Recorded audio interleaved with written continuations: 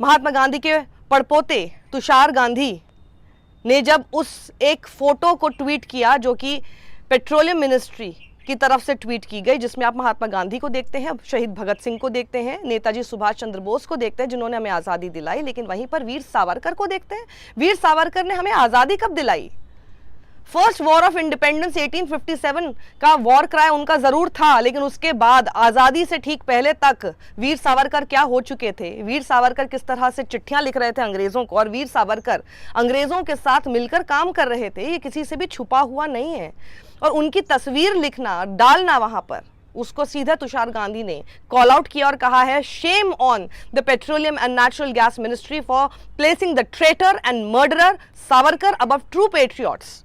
जो सच्चे देशभक्त हैं और शहीद हैं हमारे देश के, जो हमारे एक्चुअल में स्वतंत्रता सेनानी हैं, उनके बीच में एक गद्दार का और मर्डरर का चेहरा लगा देना, इसके लिए shame on you petroleum and gas ministry, that too with the money of the exchequer.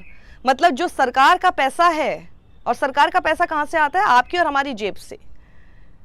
जो हमारा सरकार का पैसा है उससे आप इस तरह की हरकत करते हैं, इस तरह से आप तस्वीर लगाते हैं, किनके साथ इक्वेट कर रहे हैं? महात्मा गांधी। वैसे तो बहुत बड़ी बात है कि इन्होंने भी नाथूराम गॉडसे का चेहरा नहीं लगा दिया, लेकिन वो दिन भी दूर नहीं है जब किसी दिन इसी तरह से नाथूराम गॉडसे भी आ रहा होगा ऐसी तस्वीरों में। इसमें कोई दो राय नहीं है। मतलब अगर ऐसा हो किसी दिन तो हैरान मत होइएगा। हो सकता है, जिस तरह से देश चल रहा है और जा रहा है और जिस तरह का नया भारत बनाने की कोशिश हो रही है। और इस पर रवीश, पत्रकार रवीश एक सही बात लिखते हैं। वो कहते हैं कि लगता है जानबूझकर ऐसा किया जाता है ताकि इसी पर बहस हो। इस पर बहस ना हो कि रूस से सस्ते तेल के आयात का लाभ जनता को क्यों नहीं मिला। उसे 95 रुपये लीटर पेट्रोल देकर बहस का मुद्दा पकड़ा दिया जाता है। कौन गायब है और कौन हाजिर है, इसी में 11 साल निकल गए। जरा ये भी उसी साहस से बता दें कि रूस के तेल से अरबपति कौन बना और कंगाल कौन।